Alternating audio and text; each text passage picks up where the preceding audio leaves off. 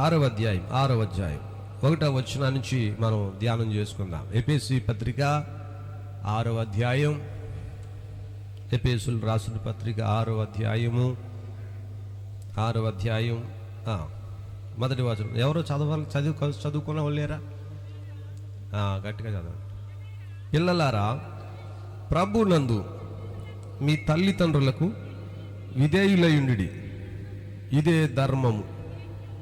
మీకు మేలు కలుగునట్లు నీ తండ్రిని నీ తల్లిని సన్మానించుము, అప్పుడు నీవు భూమి మీద దీర్ఘాయుష్మంతుడు అవుదు. ఇది వాగ్దానంలో కూడిన వాగ్దానములో ఆజ్ఞలలో ఇది మొదటిది. ప్రార్థన. దేవానికి వందనాలు, స్తోత్రాలు. మాట్లాడి దర్శించి ఈరోజు కూడా మాకు కావలసిన దివ్య సందేశాన్ని అందించమని యేసునామమును బట్టి ప్రార్థిస్తా ఉన్నాను తండ్రి, ఆమేన్. చాలా త్వరగా ముగిస్తాను. 20-25 నిమిషాలు నా ప్రసంగాన్ని ముగిస్తాను. ఎందుకంటే జోయల్ రాజుకి పెళ్లి చేయాలి, ఆడి చై రెడీగా ఉంది కాబట్టి త్వరగా ముగిస్తాను. ఇంకా కేక్ కటింగ్లు ఏమి ఉన్నట్టున్నాయి కదా, అది కాబట్టి తొందరగా నేను కార్యక్రమాన్ని ముగిస్తాను. పౌలు ఎఫెసీ సంఘానికి అపోస్తుడైన పౌలు రాసినటువంటి పత్రికలో ఎఫెసీ పట్టణములో సంఘముతో మాట్లాడుతున్న మాటలు ఇవి. పౌలు గారు, అపోస్తుడైన పౌలు ఎఫెసీ పట్టణములో సంఘానికి ఒక ఉత్తరాన్ని రాశాడు. ఆ ఉత్తరములో సంఘములో ఉన్న వారితో సమాచారం అందించటానికి ఆయన ఈ ఉత్తరములో కొంత సమాచారాన్ని పంపించాడు. అందులో మీరు 5వ అధ్యాయంలో భార్యాభర్తల కోసం రాశాడు. భార్య భర్త ఎలాగుండాలో రాసుకొచ్చాడు. 6వ అధ్యాయానికి వచ్చేసరికి పిల్లలు తల్లిదండ్రుల దగ్గర ఎలాగుండాలో, తల్లిదండ్రులు పిల్లల దగ్గర ఎలాగూ ప్రవర్తించాలో ఇవన్నీ కూడా రాసుకుంటూ వచ్చాడు. అయితే వీటన్నిటినీ కూడా ఒకవేళ అపవాది మన మీద దాడి చేస్తూ ఉంటే వాటిని ఎలాగూ జయించాలో కూడా 6వ అధ్యాయం చెప్పింది. 6వ అధ్యాయంలో 3 రకాలైనటువంటి మాటలు రాసుకొచ్చాడు. 3 అంశాలు ప్రస్తావించాడు. మొదటి అంశం ఏమిటంటే పిల్లలు తల్లిదండ్రులకు ఎలాగూ విధేయులు కావాలి. రెండవది, తల్లిదండ్రులు పిల్లల విషయంలో ఎలాగూ నడుచుకోవాలి.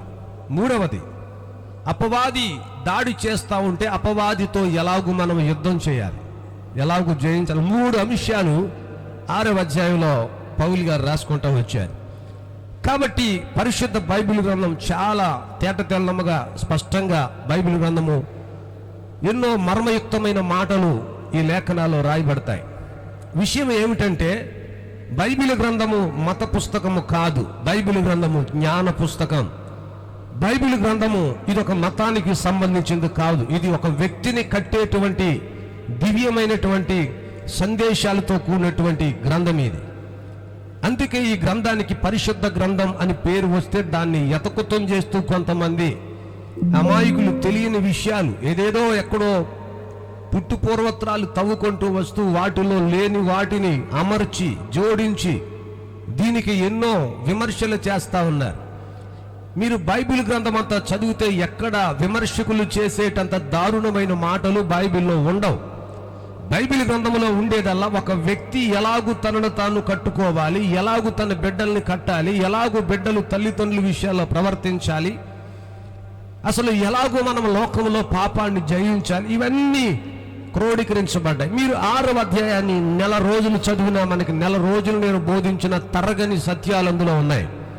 అందులో మొదటి మాట, అంత సమయం మనకు లేదు కనుక, పిల్లలారా ప్రభువునకు వలె ప్రభువునందు మీ తల్లిదండ్రులకు విధేయులయుండు, ఇది ధర్మమే.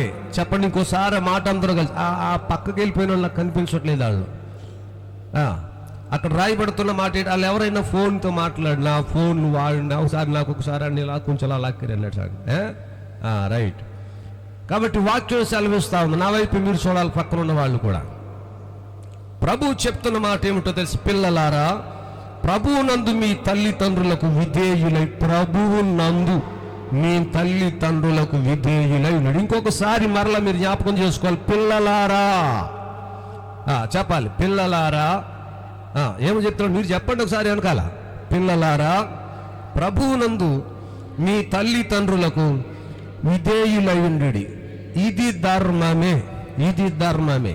ప్రభువు నందనే పదాన్ని ఎందుకు వాడాడు? పిల్లలు ఆదివారం వచ్చేసరికి బైబిల్ ఎట్టుకుని ఉదయమే తలస్నానం చేసి దేవుని సన్నిధికి పోతారు. కానీ ప్రభువునందు పదాన్ని ఎందుకు వాడాడు?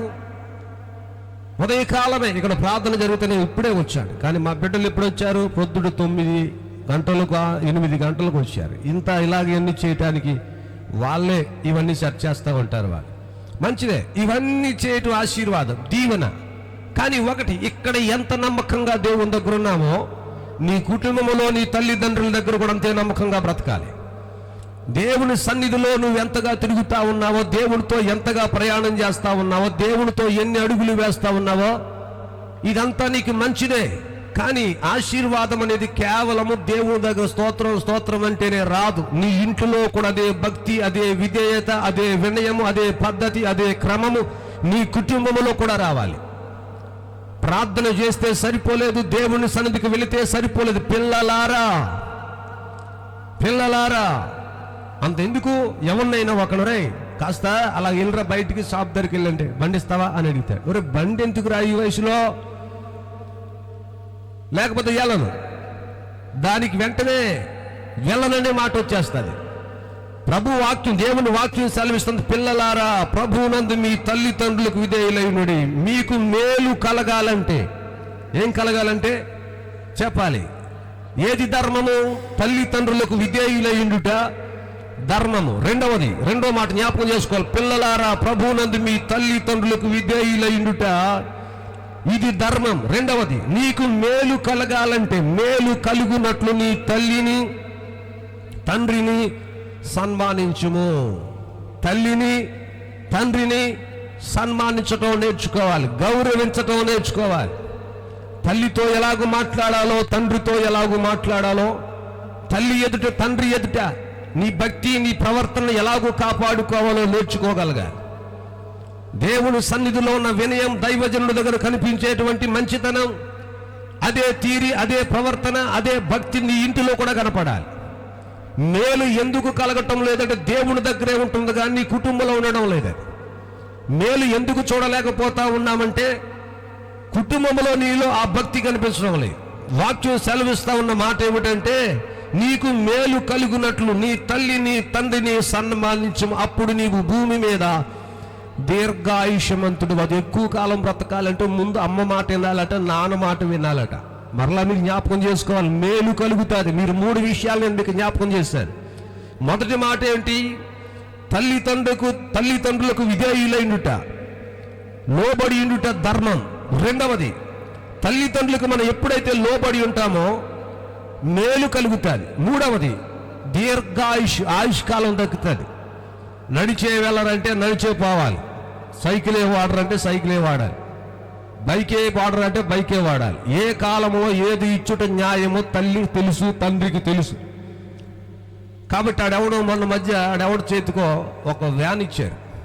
అది పోయిన సంవత్సరం ఈస్టర్ పండుగ సమయంలో అనుకుంటాను బహుశా. అది ఆ కుర్రోడు ఎంత చదువుతాడు అంటే 9వ తరగతి 10వ తరగతి వయసు కలిగినోడు. ఆడు వస్తూ ఉన్నాడు. సరిగ్గా ఇంజనీర్లో మన ఆ టర్నింగ్ దగ్గరకు వచ్చేసరికి అప్పుడే మన దావీద్ గారు, పెద్దమ్మ గారు వీళ్ళంతా కూడా కారులో, పిల్లలు వీళ్ళంతా మన కారులో వెళ్తా ఉన్నారు. నేనేమో ఇంట్లో ఉన్నాను ఇంజనీర్లో. ఈ లోపల ఆడెవడో కుర్రోడాడు. ఆడు రైలు వచ్చి కారుని పెట్టి కొట్టాడు. ఎప్పుడైతే కొడుతుండే గారు కారు చివరి నుంచి వరకు డ్యామేజ్ అయిపోయింది. నాకు ఫోన్ చేశారు, యాక్సిడెంట్ అయిందంటే నేను వెంటనే అక్కడి నుంచి గబగబా వచ్చాను. వచ్చేసరికి ఏడ్రా డ్రైవర్ అడిగితే ఆడిని తత్తున్నాడు. ఆడు నూగు మీసాలు వేసుకుని నాకు అడిగి చాలా కోపం వచ్చింది. ఫస్ట్ కారు చూడలేదు. అరే నీ వయసు ఎంత అని అడిగాను నేను, నీ ఏజ్ ఎంత అని అడిగాను. ఈ ఏజ్కి నీకు మైనారిటీ తీరం దానికి నీకు వెహికల్ ఇచ్చినోడు ఎవడాడు అని అడిగాను. అక్కడ ఉన్న వాళ్ళంతా కూడా అలా విభ్రాంతికి అలా నిలబడి చూస్తూ ఉన్నారు. నేను వచ్చిన తర్వాత అంత అలా మాట్లాడతాను, చాలా గట్టిగా కేకలేశాను. అరే బండి కూడా అలా వదిలేసి అర్జున్ స్టేషన్ వెళ్తున్నాడు అన్నాను నేను. నాకు ఆ గొడవ వద్దు. నీవు మైనారిటీ తీరకుండా నువ్వు వెహికల్ పట్టుకున్నావు, నీకు వెహికల్ ఇచ్చినోడు ఎవడో, తీసుకున్నావు నీవు కాబట్టి మీరిద్దరికి జైలు శిక్ష ఉంటుంది. కాబట్టి నడండి. నీకు రెండోది ఏం చూడండి, నీకు లైసెన్స్ ఉండదు, నీకు ఈ ఏజ్కి మైనారిటీ తీరలేదు, ఈ ఏజ్లో నీకు ఇంత ర్యాష్ డ్రైవింగ్ మరలా నీకు అని గట్టిగా కేకలేసేసరికి ఆడంతా నిలబడిపోయి చేతులు కట్టుకుని అలా సైలెంట్ అయిపోయాడు. తదుపరి ఆ వ్యాన్ గాలోడు ఎవడో వచ్చాడు. నేను ఆడితే మాట్లాడి, నేను ఎవరితో మాట్లాడి వెళ్ళిపోతున్నాను ఇంటికి, ఇదిగో కారు ఇక్కడ వదిలేశాను, అని చెప్పేసి మీరు ఏం చేసుకోండి, ఈ కారు ఇదన్నీ ఏం చేసుకుంటారో చేసుకోండి, స్టేషన్ దగ్గరికి వచ్చి నేను వెళ్ళిపోతా ఉన్నా అని చెప్పేసి వెళ్ళిపోయాను. వాళ్ళ ఇంటికి వెళ్ళిపోయినారు. ఇంటికి వచ్చి నా దగ్గర కూర్చుని కాళ్ళు దగ్గర కూర్చుని కాళ్ళు ఎట్టేసుకుని సార్ సార్ సార్ ఇది ఒక్కసారికి అని ఒక్కసారి 2 సార్లు మైనారిటీ తీరకుండా మీరెందుకు వెహికల్ ఇవ్వాలి? అసలు బిడ్డలు బళ్ళు నడుపుతూ ఉంటే తల్లిదండ్రులు ఎంత సంతోషపడిపోతూ ఉంటారో. ఆడికి ఏ వయసులో ఏ ఏజ్లో ఇవ్వాలో కూడా తెలియదు. అసలు పిల్లలకి ఏది ఎప్పుడు ఏది ఇచ్చుట న్యాయం ఫస్ట్ తల్లిదండ్రులు నేర్చుకోవాలి. ఇంతవరకు 2 విషయాలు మనం జ్ఞాపకం చేసుకో. 3వ విషయంలో రాయబడుతున్న మాట తల్లిదండ్రులకు హెచ్చరిక ఇచ్చాడు. తండ్రులారా మీ పిల్లలకు కోపం రేపక ప్రభు యొక్క శిక్షలోను బోధలోను వారిని పెంచండి. ఎలా పెంచాలని చెప్తా ఉన్నాడు? తండ్రులారా మీ పిల్లలకు కోపము రేపక. ఇచ్చినోడు నీవే, అది లాగేసుకుంటాడు, కోపం వస్తుంది. ఎప్పుడు ఇవ్వాలో అప్పుడే ఇవ్వాలి, ఎప్పుడు ఏది ఇచ్చుట న్యాయమో. అందుకే పరలోకపు తండ్రి కూడా అదే అంటాడు. ఆయన ఎప్పుడు ఏది ఇచ్చుట న్యాయమో దేవునికి తెలుసు. ఒకడు పని పట్ట లేకుండా రోడ్డు నిలబడ్డాడు అంటారు. అందరూ పనిలోకి వెళ్ళిపోతూ ఉన్నారు. పనిలోకి వెళ్ళిపోతున్న ఉదయకాల సమయంలో 9 గంటలు ఒకడు 10 గంటలు ఒకడు ఇలాగందరూ పనిలోకి వచ్చారు, జాయిన్ అయిపోయి వెళ్ళిపోయారు. ఒకడు సాయంకాలం అయ్యేసరికి కూడా రోడ్డు మీద నిలబడి ఎక్కడ ప్రయత్నాలు చేశాడో అలా నిలబడి ఉంటే వాడిని ఎవడో పనిలో పెట్టుకోలేదు. కానీ చివరికి వచ్చేసరికి లాస్ట్కి వచ్చేసరికి ఆ యజమానుడు చూశాడట. చూసేసరికి ఎరా ఏంటి ఇక్కడే ఉన్నావు, పనిలోకి వెళ్ళలేదట. అయ్యా నన్ను ఎవరు పనులు పెట్టుకోలేదు అన్నాడు. సరేరా రా నీవు కూడా వచ్చి తోటలో జాయిన్ అవ్వాలన్నాడు. ఆ తోటలో జాయిన్ అవ్వదు ఒక మాట చెప్పు, నీకు ఏది ఇచ్చుట న్యాయమో నేను నీకు ఇస్తాను. నేను ఏది ఇచ్చుట న్యాయం అది ఇస్తాను, ఎంత ఇచ్చుట న్యాయం అది ఇస్తాను నీకు. ఎప్పుడు ఇచ్చుట న్యాయం అది దేవుడు మనకిస్తాడు. ఆయన తగిన సమయమందు ఆయన నిన్ను హెచ్చించుటకు సమర్థుడాయన. ఒక టైం ఉంటుంది దేవుడు మనకి ఇవ్వడానికి. తల్లిగా తండ్రులుగా మన బిడ్డల విషయంలో సమయోచితముగా సమయాన్ని బట్టి బిడ్డలకు మనం ఇవ్వగలగాలి. ఏజుకు మించినటువంటి బాధ్యతలు వారికి ఇచ్చి, ఏజుకు మించినటువంటి వస్తువులు వారి చేతికి ఇచ్చి తదుపరి వద్దురా అది చెడిపోతున్నాడని తెలిసి అప్పుడు తీసుకుంటాం. ముందు ఇస్తాం, మనమే ఇస్తాం. బండి ఇచ్చినా, ఫోన్ ఇచ్చినా, ఇంకొకటి ఇచ్చినా, ఫస్ట్ ఏమిచ్చినా వాడికి నీవే రెచ్చగొడతావు. తదుపరి మరలా ఏం చేస్తావు? ఆడు చెడిపోతున్నాడని అప్పుడు తెలిసి ఇచ్చేయంట. అప్పుడు కోపం రాదా? అందుకే చెప్తా ఉన్న మాట ఏంటో తెలుసు, తండ్రులారా మీ పిల్లలకు కోపము రేపక ప్రభు యొక్క శిక్షలోను బోధలోను వారిని పెంచాలి. ఎలా పెంచాలంటండి? ప్రభు యొక్క శిక్షలోను బోధలోను. చెప్పండి ఆ మాట చెప్పండి. శిక్షలోను బోధలోను. ఉడికొచ్చేసి రయ్యి పైగారు తిట్టేశారంటే ఇక్కడ శిక్షే ఉంటుంది. ఇక్కడ ఎవడు పొగడ్డో, నేను ముందే పొగడు. నాతో ఉన్న వాడిని పదే తిడతానే ఉంటాను. నేను చాలా దారుణంగా తిడతా ఉంటాను. అది చాలా మందికి తెలుసు. కోపం వచ్చిందంటే నాకు మామూలు కూడా అందరిలో పెట్టి తిడతా ఉంటాను. నచ్చితే ఉండి ఇలా తెలిపో. ఇక్కడ ఏముంటుంది? ఇక్కడ శిక్షే ఉంటుంది. ప్రభు యొక్క శిక్షలోను, రెండవది బోధలోను. ఈ రెండు జ్ఞాపకం చేస్తాను. శిక్షించకుండా బోధ చేసిన ఉపయోగం లేదు, అది స్వార్థం అవుతుంది. ఎందుకు? వాడికి శిక్ష చేయకుండా, వాడిని ఖండించకుండా వాడికి బోధ చేసి వదిలేస్తే ఆడిష్టం, మారితే మారుతాడు, పోతే పోతాడు, మనకే మన పనులు అయిపోతే సరిపోద్ది అనుకుంటే అది స్వార్థం అవుతుంది. కాబట్టి శిక్షించాలి. తండ్రి శిక్షించిన కుమారుడు ఏమవుతాడట? జ్ఞానము గలవాడవుతాడు. ముద్దొచ్చేస్తే బిడ్డలు పిల్లలని మందలించరు. ఎవరిని ఏమన్నా సరే ఏంటి అని మాట్లాడుతున్న పటేల్నోడు కూడా నవ్వేసుకుంటారు. వాళ్ళు చూసావా, చిన్నోడైనా బాబాయ్ పెద్దోళ్ళలాగండి, వీళ్ళ తాతగారు ఎలా మాట్లాడు, నీ మొఖమేం కాదు అని నువ్వు అంటున్నాడు. ఎవరినైనా నెత్తి మీద తోడు పీకే నువ్వు కదా మీరు అని అనాలి. ఎంత సరదాగా వచ్చేద్దో నవ్వేసుకుంటారు. ఎవడ ఎరా ఇప్పుడే వచ్చాను అంటాడు. ఇప్పుడే వచ్చాను అంకుల్ అని చెప్పాలి. ఇప్పుడే వచ్చాను సార్ అని చెప్పాలి. ఇప్పుడే వచ్చాను అయ్యగారు అని చెప్పాలి. ఇప్పుడే వచ్చాను అమ్మగారు అని చెప్పాలి. చిన్ననాటి నుంచి మాట విధేయత నేర్పించాలి. పెద్దలు కనపడినప్పుడు చేతులు జోడించి పైదులాడు చెప్పడం నేర్పించాలి. వందనాలు చెప్పడం నేర్పించాలి. విధేయత నేర్పించాలి. ఎక్కడ కూర్చోవాలో నేర్పించాలి. 10 మంది పెద్దోళ్ళు ఉంటే ఆడు ముందు చిన్నప్పటి నుంచే ఇక్కడ కూర్చేసుకో, ఈ అంకుల్ ముందు కూర్చో, ఆడు కాలు మీద కాలు వేసుకుని ఇలాగ ఊగుతా, ఫోన్తో ఆడుకో, ఈ ఫోన్ పెట్టుకో, ఈ ఫోన్ ఆడుకుని ఆడుకో అని చెప్తారు. ఎక్కడ పెద్దల ముందు కూర్చోబెట్టి ఆడి చేతికి ఒక ఫోన్ ఇచ్చి ఆడెవరిని పట్టించుకోడు, ప్రపంచాన్ని పట్టించుకోడాడు. ఫస్ట్ నీ బిడ్డలను పెంచే విధానం నేర్చుకోవాలి. ప్రభు యొక్క శిక్షలోను, రెండవది బోధలో పెంచాలి. దేవుని దగ్గర ఏముంది? శిక్షిస్తేనే వాడు ప్రయోజకుడు అవుతాడు, ఖండిస్తేనే ప్రయోజకుడు అవుతాడు, మందలిస్తేనే ప్రయోజకుడు అవుతాడు. చిన్నప్పుడు నీ వాడిని కొట్టకపోతే పెద్దదిగా నిన్నే కొడేస్తాడు. ఎవడో ఒక ఆయన తెలుసు, అందరికీ తెలుసు, పేర్లు చెప్పకూడదు, కానీ చిన్నప్పుడు ఆ చిన్న కొడుకు ఒక ఆయన కరాటే నేర్పించాడు. ఎందుకు నేర్పించాడంటే, కుర్రోడు మగోడు కదండి, ఏ మూలకి వెళ్ళినా కాస్త తను రక్షించుకోవాలి కదని నెలకు 5,000 రూపాయలు ఖర్చు పెట్టి అతడు ఏం చేశాడంటే ఈ కరాటే నేర్పించాడు. వాళ్ళ నాన్నగారు ఆర్టీసీ ఎంప్లాయ్. కానీ జరిగింది ఏంటి తెలిసి, పెద్దవాడైన తర్వాత కరాటే ఫుల్గా వచ్చిన తర్వాత ఫస్ట్ ఫైటింగ్ నాన్నమే చేశాడు. ఫుల్ కరాటే వచ్చాక రోజు తండ్రిని అడిగాడు, నాకు 1,00,000 రూపాయలు కావాలన్నాడట. ఎక్కడ తెమ్మంటారో, నీకు 1,00,000 అన్నాడట. ఎవడైతే డబ్బిచ్చి నేర్పించాడో ఆడిని తుక్కు కింద కొడితే ఈ ముక్కు జాయింట్ పైకి అలా ఊడిపోయింది. కరాటే ఫస్ట్ ఎవరి మీద ప్రయోగించాడు? గుద్దు ఎలా గుద్దాలని నేర్పుతాడు. ఎవరు? కరాటే నేర్పించి ఎవరే పిడికిడి ఇలా పెట్టి ఫస్ట్ ఈ ఏళ్ళు ఇలా బిగించి, తర్వాత ఇలా బిగించి ఇలా పెట్టి కొడితే ఈ ముక్కు పైకి లెగిసిపోద్దని నేర్పుతాడు. అది ఎవడి మీద ఎంత డబ్బిచ్చి కొట్టించుకున్నాడు తండ్రి? నెలకు 5,000 రూపాయలు ఖర్చు పెట్టి ఆడి ముక్కు మీద ఎలా గుద్దాలో నేర్పించాడు. అది నేర్పించడం వల్ల ఉపయోగం ఏమీ లేదు. అసలు ఎందుకు మనం కొట్టాలి? మనం కొట్టే బుద్ధి నీలో ఉందని, రక్షించుకోవాలని మనసు నీలో, నువ్వు తుంటరోడు కనుక. ఎవడ దెబ్బలు తింటాడు? తుంటర బుద్ధి ఉన్నవాడే దెబ్బలు తింటాడు. మంచోడికి ఆ బుద్ధి ఉండదు. నన్ను ఎవడు కొడతాడు సార్, అయినా నా జోలికి ఎవడొస్తాడు అంటే, మనం ఎవరి జోలికి పాము, ఎవరిని దూషించము. మన నాలిక, మన నోరు, మన మనసు మంచిది కాబట్టి మనం ఎవరి జోలికి పోం. కనుక కరాటీతో మనకు సంబంధం ఏముంది? అది నేర్చుకుని ఎవరిని కొట్టాలి? ఇప్పుడు ఎవరి మీదకు యుద్ధానికి పోవాలని? నిన్ను నువ్వు రక్షించుకోవడానికి అది కాదు కావలసింది. భక్తి కావాలి, ప్రార్థన కావాలి, వినయము కావాలి, విధేయత కావాలి, పరిశుద్ధత కావాలి, మోకాల అనుభవం కావాలి, కన్నీటి అనుభవం కావాలి, రక్షణ అనుభవం కావాలి. పరలోకమునకు ఏకైక మార్గమైన క్రీస్తు మీద ఆధారపడే మనసు నీలోనికి రావాలి. అది వచ్చినప్పుడు నువ్వు ఎవరి మీద నీవు ఆధారపడవలసిన అవసరం లేదు. ఎవరు నిన్ను కొట్టరు, ఎవరు నీ మీద దాడి చెయ్యరు, నీవు ఎవరి మీద దాడి చేయవలసిన అవసరాలు కూడా ఉండవు. తల్లిదండ్రులు నేర్పించవలసింది కరాటీలు కాదు, తల్లిదండ్రులు నేర్పించవలసింది కర్ర సాతకాలు కాదు.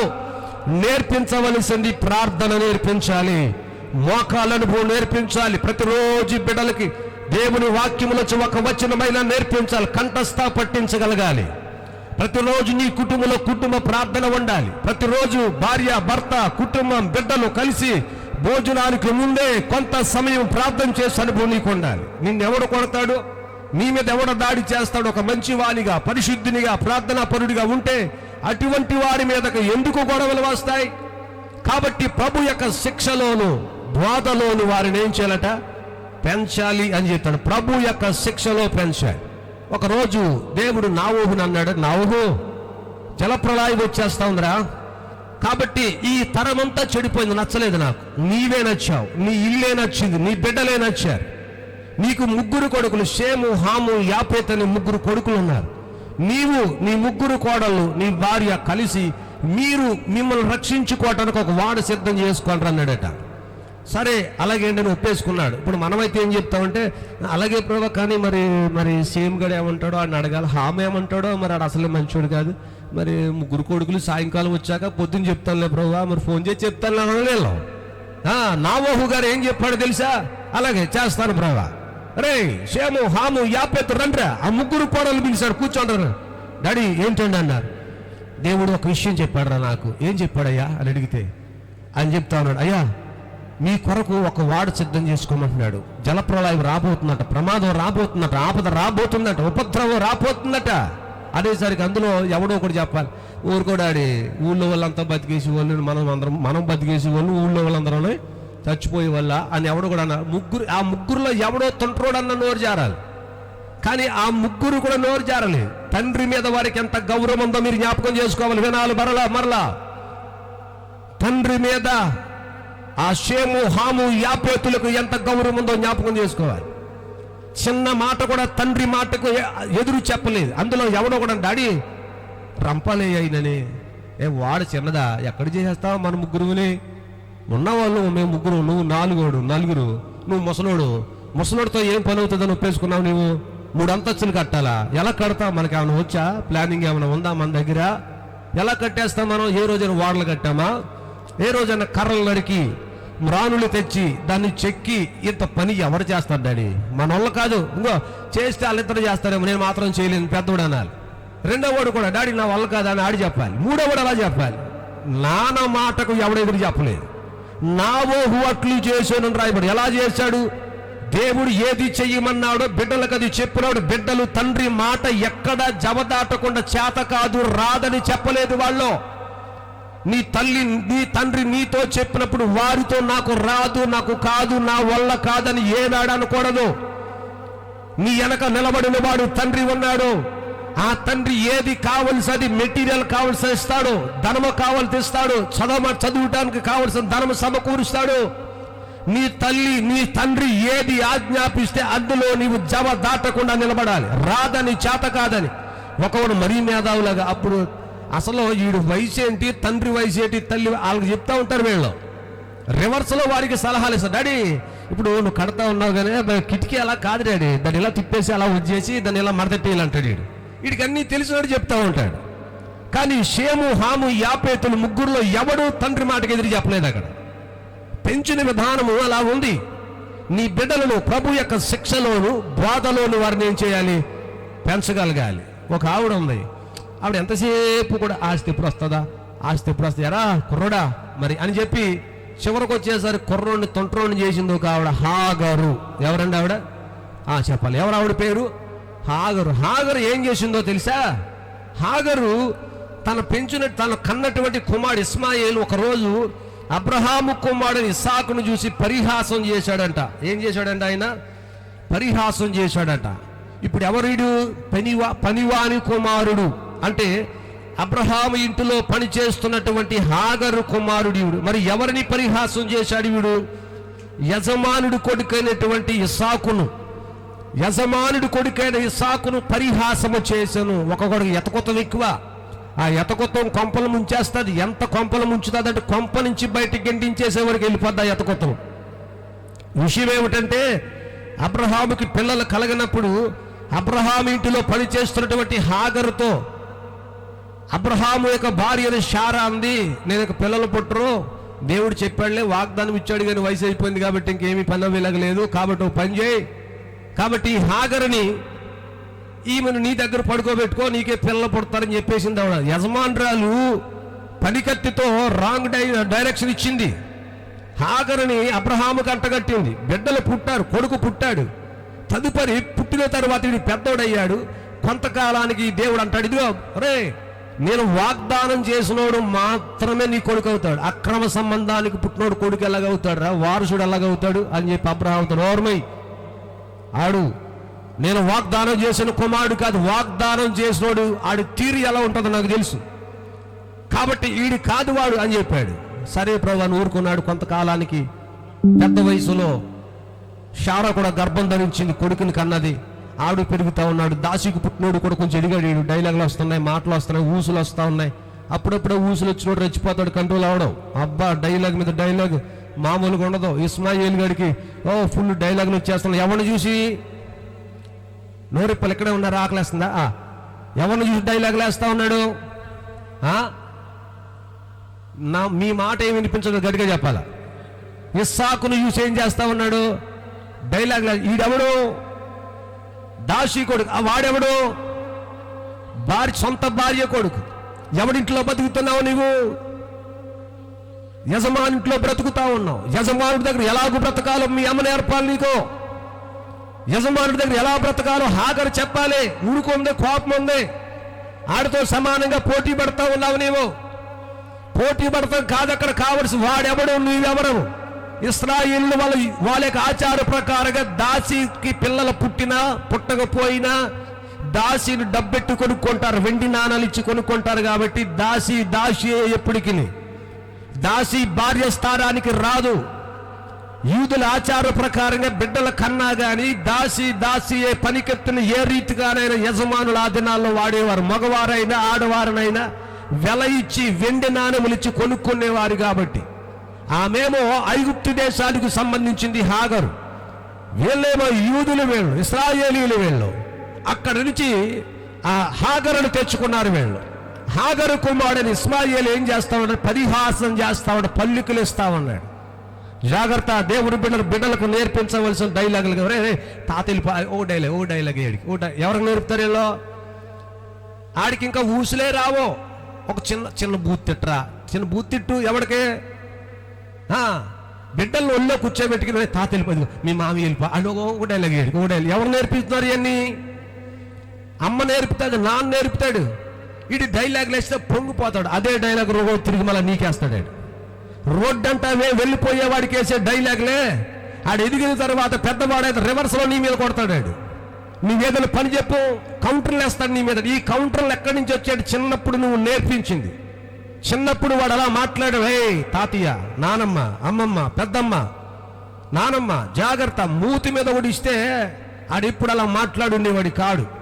అందరినీ గౌరవార్థంగా మాట్లాడేవాడు. ఆడు చిన్ననాటి నుంచే క్రమం లేక డైలాగుల వరకు వెళ్ళిపోయాడు. వాడు హాగరు కుడుకొచ్చేసి రారపోద ఈ ఎదవ మాసిపోని కంపలు ఎవడుంటాడు? పోతే ఎవరికి నష్టము? నీవెవరవ? నీ స్థాయి ఏంటి? పని కట్టేవు నీవు. నీ కొడుకు పని దాని కొడుకు వాడు కోపగించుకుని ఆయన తీసుకుని పోయింది. ఆమె చివరకు వచ్చేది మరణము వరకు వారు వెళ్ళిపోవలసి వచ్చింది. కారణాలేంటో తెలుసా?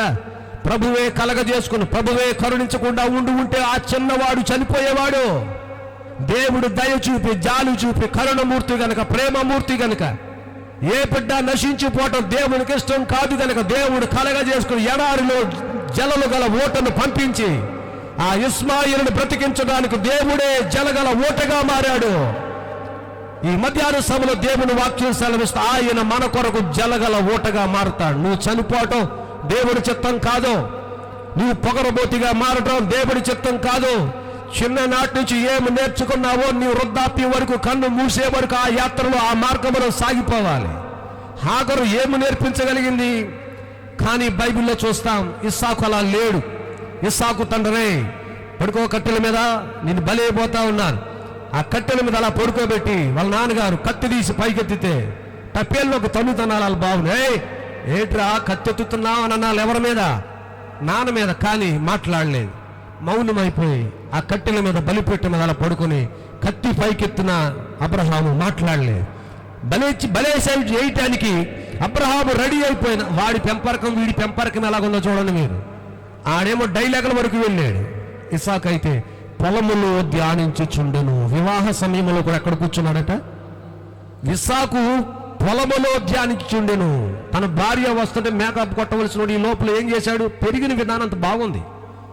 యవన బిడ్డ తెల్లారితే పెళ్ళనిపించుకుని కూడా ఇంకా అతడు పొలములో కూర్చుని ధ్యానములో ఉన్నాడు, మెడిటేషన్ చేస్తా ఉన్నాడు. ఆడు పెరిగిన విధానం ఎంత విధేయత, వినయం. కత్తి పైకెత్తున్నా మాట్లాడలేదు, సైలెంట్ అయిపోయాడు. దేవుడే కలగజేసుకుంటాడు. అబ్రహ్మ వద్దు, నీ ఒక్కడైన కుమారుని ఏమి చేయకు. కాబట్టి వానికి బదులుగా ఒక పొట్టేలు రెడీ చేసిన అది దిగలే. నిన్ను నరబలుడు కోరే దేవుడు కాదు. నేను దేవుని బిడ్డరా, దేవుని వాక్యం సెలవు. అతని పెంపరకం ఎలా ఉంది తెలుసా? తండ్రి మీద కనీసం అతడు తిరగబడలేదు, తల్లి మీద తిరగబడలేదు. అతడు ఇస్సాకు విధేయత కలిగిన వాడిగా ఉన్నాడు. చాలా సహనంగా పెరిగాడు.